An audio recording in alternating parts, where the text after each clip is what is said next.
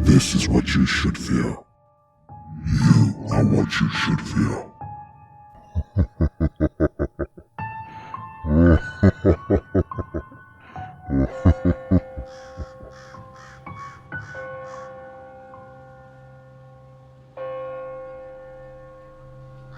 Today my wife and I were out of the house most of the day. When we got home, our dog wasn't around his usual spot, the couch, and didn't run up to us. This scares us a bit because he's old and slowing down. My wife went into the basement to look for him, and he was laying in a balled up towel in the dark, which is something he has never done before. He hasn't been acting sick, and once we went down to get him, he's been fine. After putting some groceries down, I went to take the trash out, which requires walking through our 2-car garage, and then through our attached single-car garage I use as a gym. I turned all the lights on so I didn't trip, as I always do, and took the trash out of the side door in the small garage. When I turned around to come back, I saw what I thought was my wife walking past the single window, looking into the little garage. Same shirt, same size, appeared to be her, but she was kind of hunched and looking down, walking towards the closed garage door. I didn't think anything of it, and opened the door and said, "Hey, what are you doing?" before realizing she wasn't there. I checked the entire garage and nobody was. There was no way to get in without going through the door I came in, the closed garage doors, or going into the house. When I got inside, my wife was in the opposite side of the house and had not gone outside. We were both spooked a bit, even though we are honestly not paranormal believers. We just find it interesting, like mythology. We have been in this house for about 2 years and haven't noticed anything strange before. Update. I came home today and the dog was curled up downstairs in the dark basement again.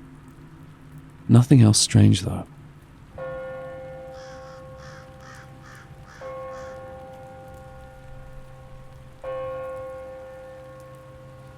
Just 3 days ago, me and my friend went up to Walmart. There's this pavement trail up by my neighborhood basketball court, and all of a sudden 3 people almost practically materialized in front of us. We thought nothing of it at first, as the trail is commonly taken. However, upon closer inspection, the people looked just like our 3 friends, down to an exact point. Normally, I would have no problem with this. However, one of the friends had gone to Georgia, and the others were at their house. Around this point, we got creeped out, but oh well, might as well keep going. We get about halfway up the trail, and one of our friends' voices calls out. The voice being exact in cadence, tone, you name it. This is where things got weirder. Me and my friend both turned to each other and asked if that really was our friend. From there, we braced ourselves for a silly jump scare and turned the corner of the trail, and they were gone. We kept going and saw them again, this time in a home goods parking lot on the way there. We were able to get a good look at them, as we were far enough away to not be detected but close enough to get details. I saw one of them, our younger friend of the group, was standing at an angle. I checked his face for identifiable features, but there was no face. I mean, like, there was no features whatsoever on his face. It mortified me. The others turned around a little bit at the same angle as they were preparing to get to the next part of the trail that led directly to Walmart. Their faces were all contorted. I mean, like physically impossible kind of contorted. Then I realized they were following a particular pathway we followed about a month ago. I mean, down to foot placement, people placement, everything. They rounded the corner, and we followed not far behind. They were gone. Entirely gone. I mean, no trace, nothing. Like they didn't exist. I brought this up with one of the friends we supposedly encountered, and she freaked out. She was more freaked out by the fact that them taking the trail meant that they were nearby than anything else. It's sort of become a taboo topic, but I think they've followed me home. Just today I was taking out the garbage, and down through this alleyway, there was a voice speaking to me. It was that same friend's voice, but ever so noticeably, yet slightly distorted. I turned, and there was 3 figures, shrouded in shadow. Their outlines were the same as those very friends I had encountered. Needless to say, I finished taking out the trash at lightning speed. I don't really see this as anything extreme right now. I'm more just looking for closure on what happened. I don't need anything immediately right now. If anyone has an answer, and I know someone does, please let me know.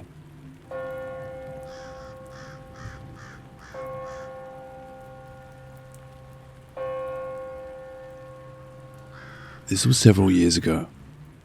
Statistically, at any given point, there are 2 to 3 people that look exactly like me and you.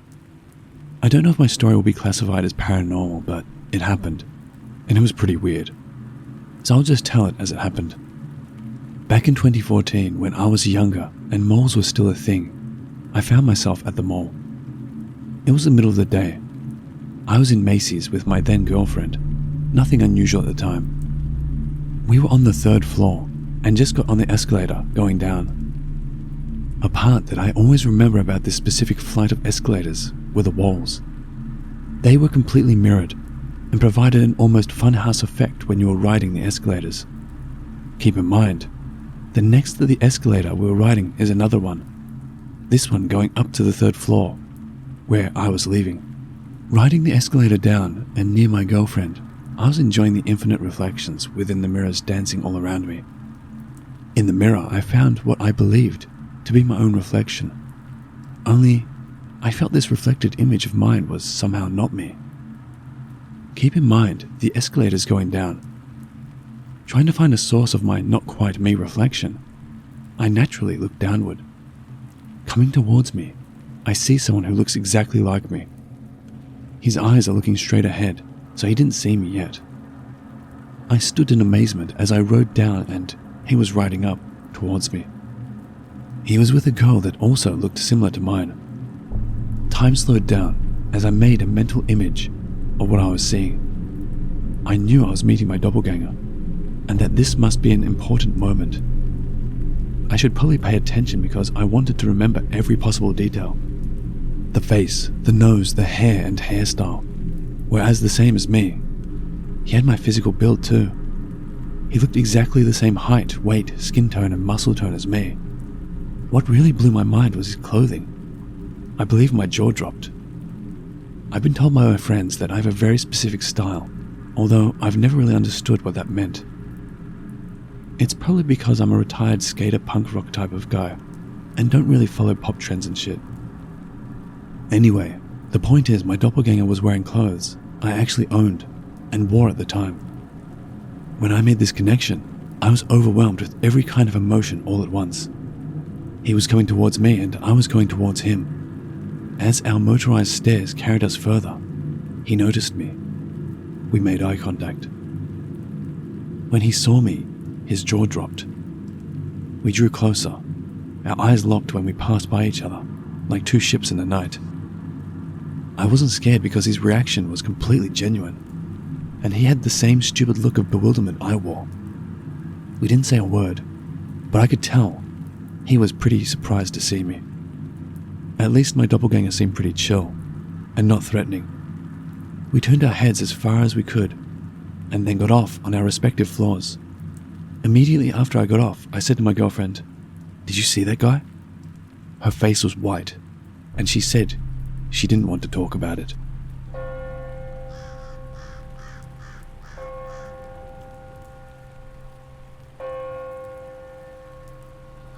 I went to a store in my neighborhood on November the 2nd, 2021, and I bumped into a person who was coming out of the store just as I was heading in.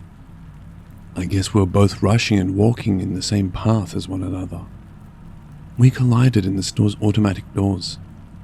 The person who collided into me was literally my exact double. Her face was so similar to mine that, had you passed us on the street, then you would have thought of us as twins. There was something slightly different about her face that made us different enough to not be considered identical. She had her hair tied in a ponytail. It was long and brown. I remember exactly what she was wearing. She was wearing a jacket, had a Chanel handbag, Fuji Rock t-shirt, and was wearing a Louis Vuitton heart pendant. It's weird that I remember all this, right? Well, I own all those items, so it was like I was looking at someone wearing my clothes who also looked almost exactly like me. When I bumped into her, I thought I had collided with my reflection in the automatic doors, since I bumped into her with the same momentum she bumped into me with. After we bumped into each other, we had a short conversation. The other person said, "Whoa, you look just like me, don't you?" I felt really creeped out by the way she said that. What I considered a light-hearted odd incident had now turned into something slightly frightening. I didn't even want to go into the store after that. My lookalike stood up and began to walk away. I saw that even the scrunchie she was wearing was the exact color of the one I own. This scrunchie was handmade by a friend of mine who owns a local clothes store, so there is no reason why another person would have the same one as me. It was a gift. When I saw that, I just ran home. But I was somehow scared that she was in the house or had access to the house. I guess I sound totally crazy, so I don't want to go to the cops. I didn't know what else to do, so I just came here and posted this. Sorry my writing is a bit all over the place. I'm still shaken up by this. Any suggestions?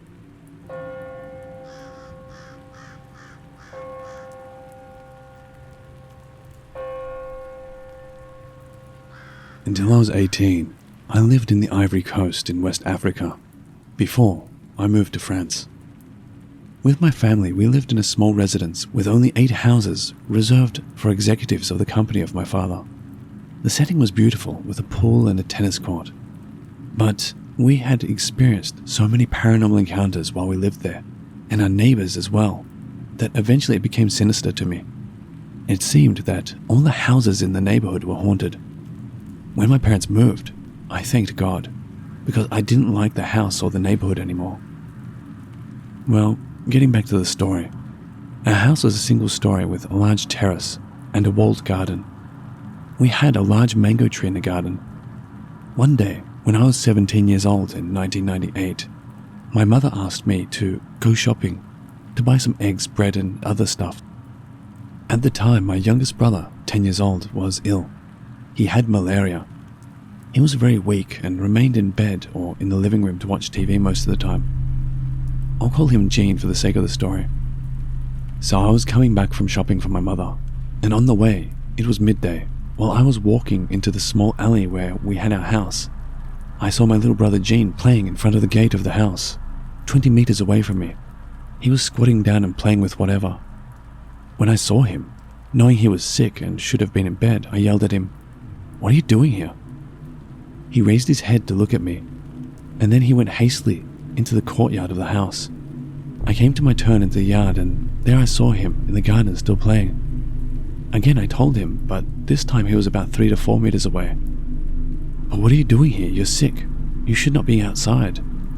He stared at me, did not respond, but started to smile. I will never forget that smile. A strange smile, as if smirking. It wasn't the smile of a little boy of 10. Something in me said this is odd, but I didn't pay attention to this feeling at the time.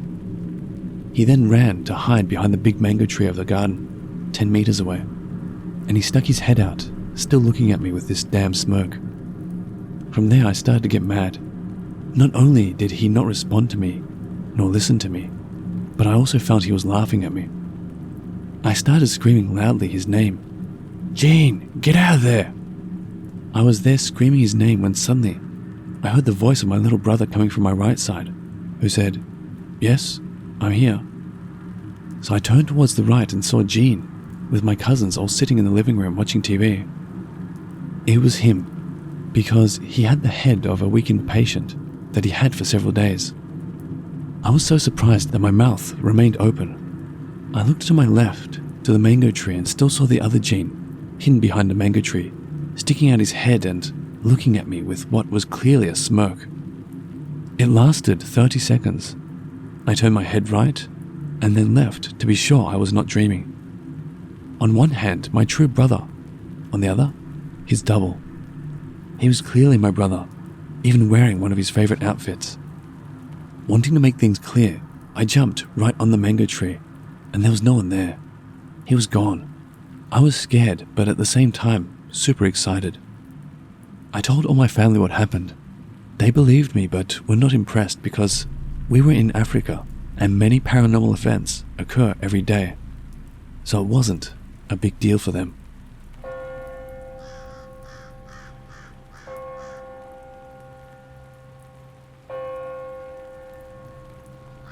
This summer I saw my brother's doppelganger.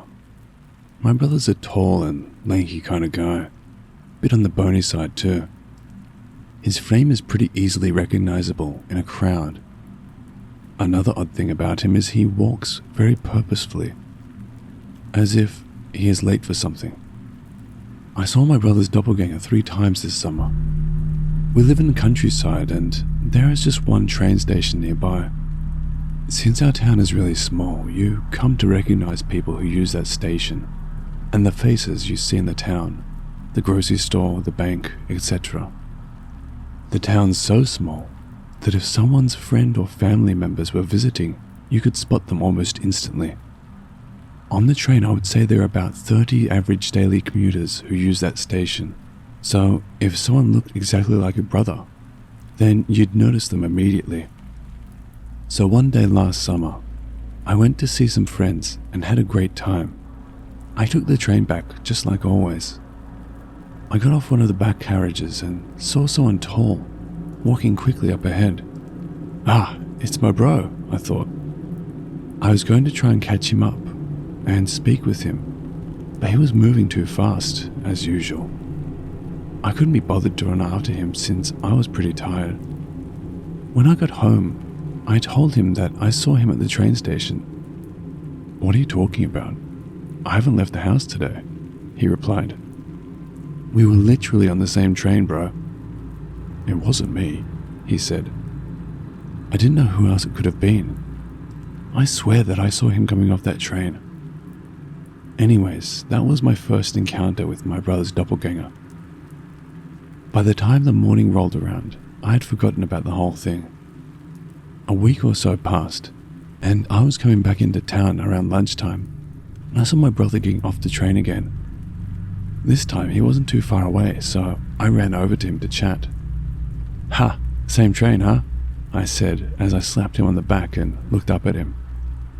As soon as I slapped him on the back, I felt an intense feeling of unease. Just like a needle skipping on a record. Something so instantly noticeable as out of place occurred. My discomfort turned into absolute conviction when our eyes met. Even though it looked 100% like him, I knew that it wasn't my brother. I apologized and scampered off in the direction of home. This is where things get weird and harder to explain. I can't clearly remember his face. This sounds so mad because he looks just like my brother, right?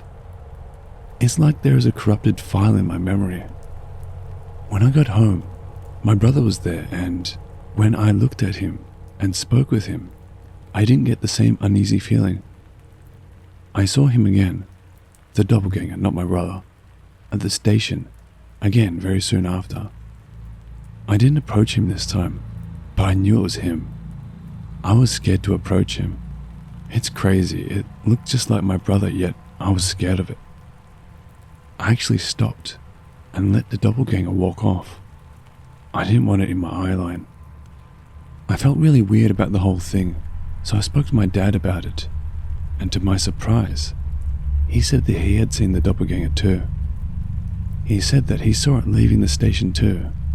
During that summer, I felt as if I was in some kind of never-ending loop. My dad saw it one more time after this, and he said that instead of walking into town, it was heading towards the woods. After that, we never saw it again. It really makes you think, is there someone out there who looks just like you but is so inherently not you that it is noticeable to others? I find this very disturbing. I think the reason why this troubles me so much was the fact that it was in our neighborhood for such a brief time and it seemingly didn't create any issues here. But it must have been here for a reason, right? It torments me that I didn't do more when I saw my brother's doppelganger. Nothing's happened yet, but it feels like a storm's brewing.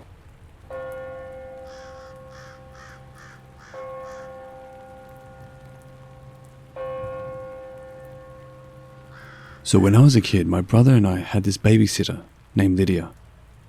Lydia molested me on a few occasions, but since she made it seem like a playful kind of thing, I never thought it was bad, and didn't have any issues with her until I realized what had happened when I was much older. Anyways, I was maybe 12 years old, skateboarding around my hometown when I saw a bus slowly drive by. This is important because when she worked for us, she would always take the bus home. She lived in downtown LA, and I lived about an hour plus away, in Palos Verdes, California, so there was really no reason for her to be in PV. She hadn't worked for us in maybe 5 years. So I see her sitting in the back of the bus, wearing the exact clothes that she was wearing in many of my childhood pictures with her. It was her, but it wasn't her at the same time. Something was off about her. Her skin looked different, and she had these black, beady eyes. She glanced at me for a few seconds, even though I was about 50 or so yards away, and she had this insidious smirk on her face. I remember it very clear to this day. I felt a very evil energy about it all. Semi-related, but she had also given us this cloth doll that would randomly move around and sometimes fall off the armoire it was on.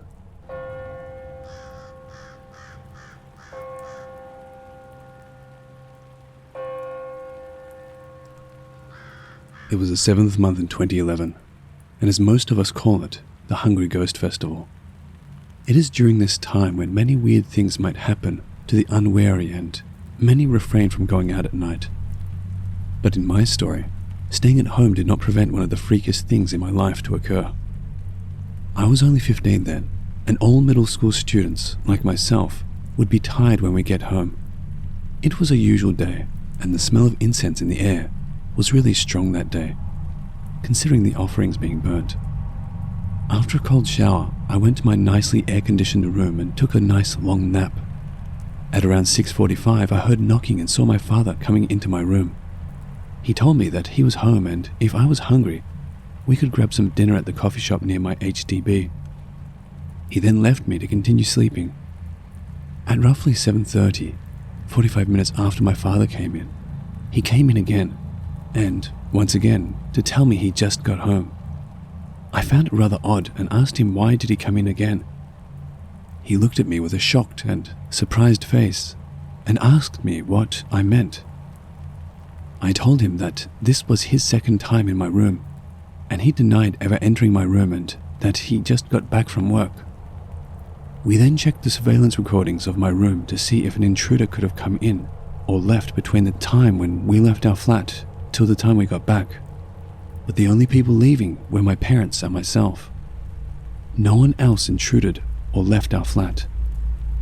I was completely freaked out by this incident, and I did not know what it meant or why it happened. I guess one of the free spirits probably mistook me for his son, and was so lonely that he actually asked me to have a meal with him.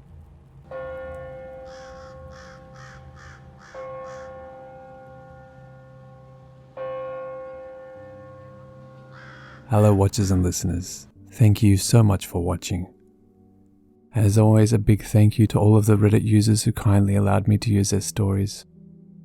If you want to help support this channel, you will find links to both my Patreon and my Teespring store in the description below, so feel free to have a look. And the biggest thank you to all of you who continue to support me. I truly do appreciate it. And remember,